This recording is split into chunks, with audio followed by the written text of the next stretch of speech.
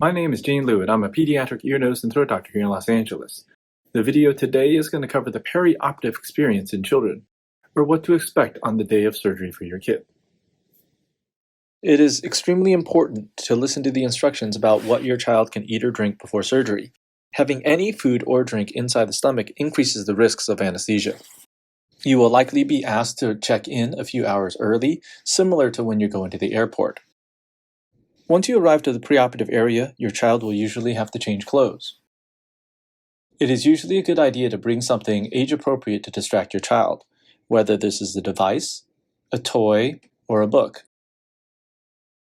Vital signs will be checked, including typically blood pressure, oxygen level with a pulse oximeter, and possibly also EKG leads to measure the heart rhythm. Depending on the type of surgery that your child is having and on the preference of the surgeon and anesthesiologist, you may be given an option of a drink for your child to take before surgery to calm the nerves. When it comes time to head back to the operating room, the moment of separation can be stressful for your child and for you. Please try to keep things as calm as possible, and usually going in for that last hug or that last kiss makes it even more difficult to separate.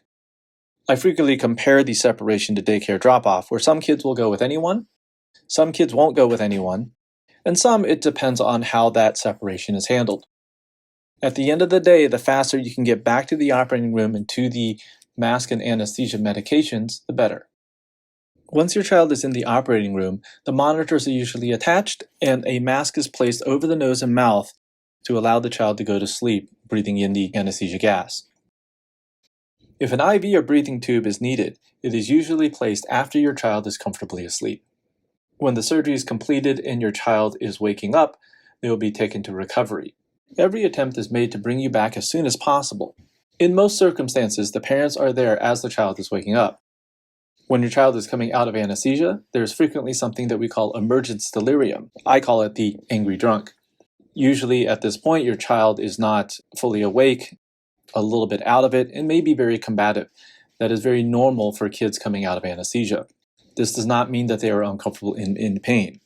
The most important thing that you can do in the moment is to stay calm yourself and do everything you can to try to help soothe your child. As dramatic or as unsettling as this period may be, your child won't remember it later. The recovery room nurse is usually the one that is in charge of how things are going in the recovery room. The anesthesiologist and surgeon may be called if their services are required. How long a child stays in the recovery room depends on how quickly they wake up.